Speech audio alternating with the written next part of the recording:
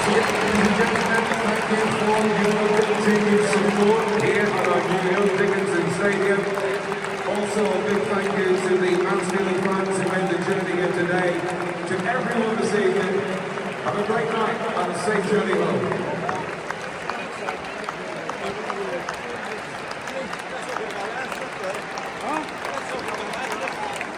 Hello guys, welcome back to 1878 Blues Everton. I've just beaten Mansfield 2-0. Mansfield Town, is it? Mansfield Town 2-0 at the Hill Dickinson Stadium. I'm never going to say that anymore though, I'm going to say the Bramley Murdoch. But yeah, because I don't really like the name. But yeah,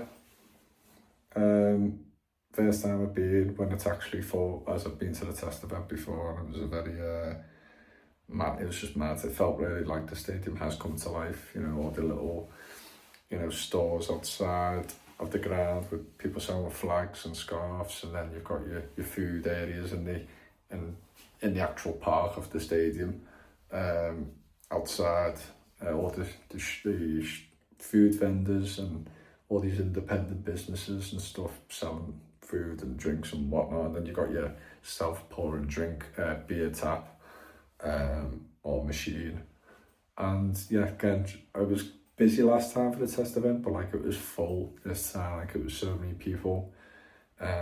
Obviously a lot more decoration around the stadium. I was in the east stand, I was in the low stand, so it was the first time there. And it was the different kind of concierge, is that the word? With all the, you know, where you can get your drinks and food and stuff. Maybe I've used the wrong word.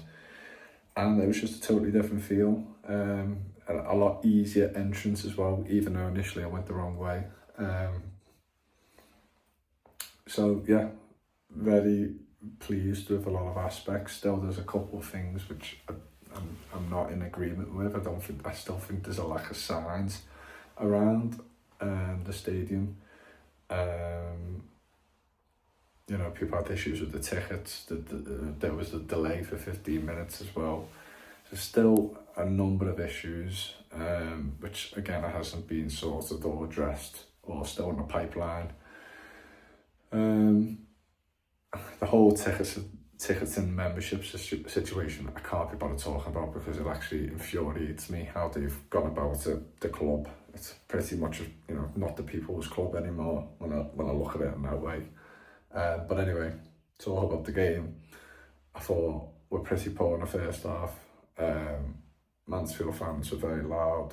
Obviously, we're not going to be hyped up for a game like this. I mean, I still feel like we should be, because it's a monumentous occasion. First time under the lights, first cup game at the new stadium. You know, we all should feel very lucky to be there. As we get older, we'll tell our kids that, or grandchildren, and go, I was there for the second official game. But again, it's still, you're playing Mansfield in a cup, no disrespect to them, doing well in League One at the moment. Shouldn't be knocked before stepping out on the pitch, but you just look at our squad and how we played against Brighton in certain moments, and just, again, the money we spent, we should be beating these, and they didn't make it easy for us. You know, first half was 0-0, they didn't really have many chances, just half and half moments. Everton had a couple more decent-ish moments, but there was nothing, you know, I think we had one shot really where it was a really good shot. I can't remember who did it. And I think it might have been Grealish had a shot no, he didn't. That was the second half. Might have been Charlie Alcaraz had a shot, and the goalkeeper tipped around the corner for a corner as well. And there wasn't anything majorly more than that, apart from individual nice passages of play. And yeah, went into the break 0-0, wasn't particularly pleased, did feel like we needed to switch a few players around, not exactly make subs at that moment of time, but definitely switch a few players around. I thought Coleman looked a bit, obviously just rusty because he's not played, but he was still getting stuck in. It was nice to see him on the pitch as well for the first time at the stadium. And I thought McNeil massively struggled in the first half, or pretty much most of the game. Just couldn't get going. You know, it's not his position, I get that, but I still think certain moments where it's not about the position, it's just, you know, just, I don't know, just the individual moments. It's not exactly him failing to take players on at that side or crossing the ball properly or getting a chance to cross the ball. Just the simple passes at times, and his decision making was a bit all over the place. And yeah, a few players struggled out there. I don't think Barry had necessarily a good game as well. Nice few little hold-up play moments. But I don't know, there's a part of him which I think we knew before he come in. I'm sure there was like an analysis kind of what this player is, and I'm sure I heard someone on the internet say he's quite nonchalant the way he plays and relaxed and that. But I just feel there's moments where he needs to spring to life a little bit more. You know, it's not. I think he just needs to be on his toes a bit more, which I don't think he is. But again, not going to rip into him. He's just joined the club and he's in a new country. And he's still only 22. I know in this day and age, 22 is now known as like a mature footballer, because everyone's just breaking through at mad ages and playing really well and playing in first teams and big clubs at a young age. But yeah, he's still raw.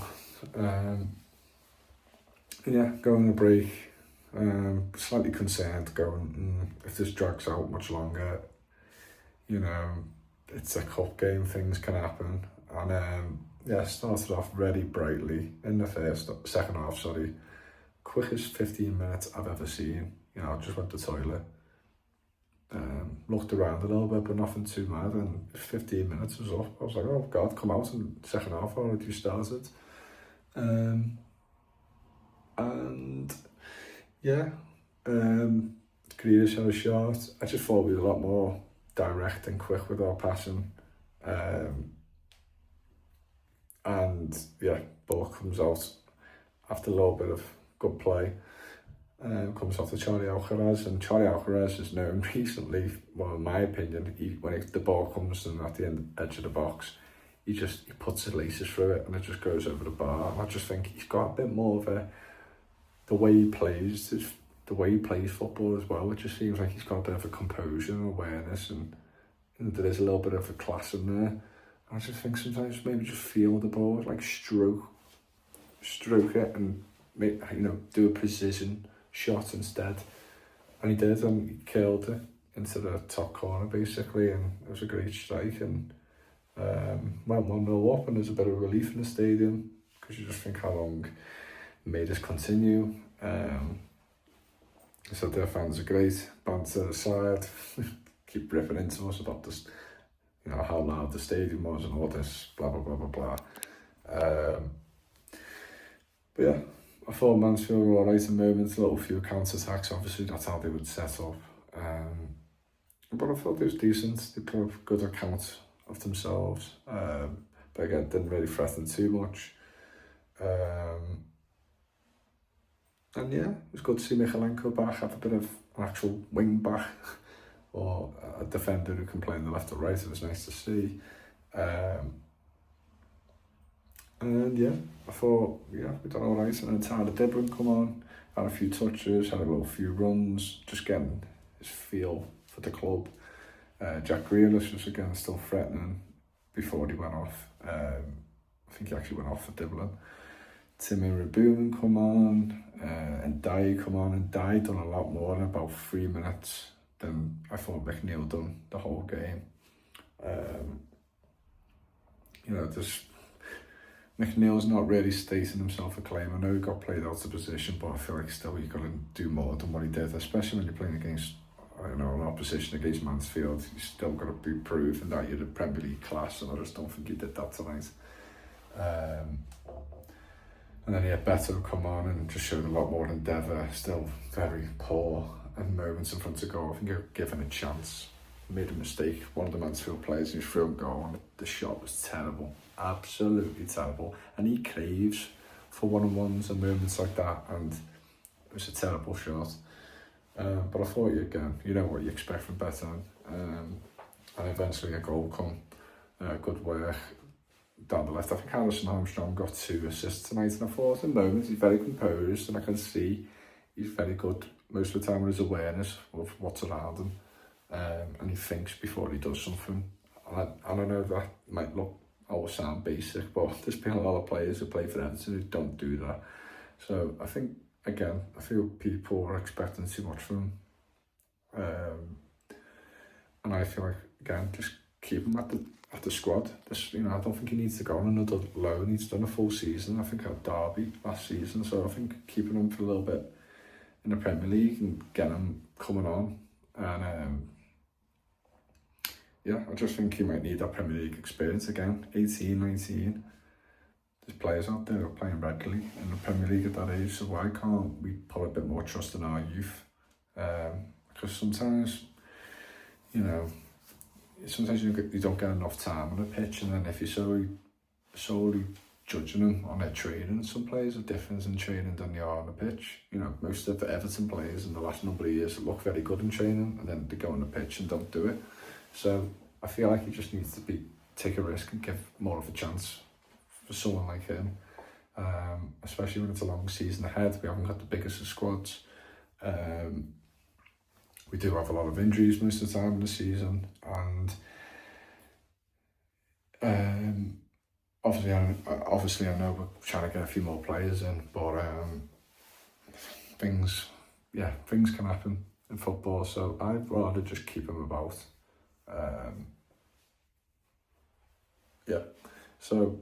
He got 2 assists that game, and set up better and better. If he didn't score that, I would have just walked out. But thankfully he tucked it away, got his goal, and we can all move on. Really good. Got myself a scarf, got myself a match day programme, had 2 Pepsi Maxes for about £5.70. So no, very good day. Long walk, but sometimes, if I went up on my own and then come back with my sister, but going there it just felt long because you're not speaking to anyone because I went on my own. But enjoyed it.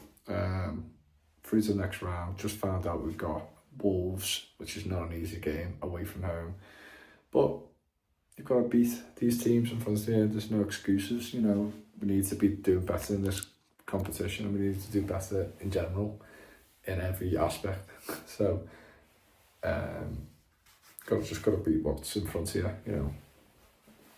Wolves could be a very different proposition compared to right now. They could be totally different in that amount of time, but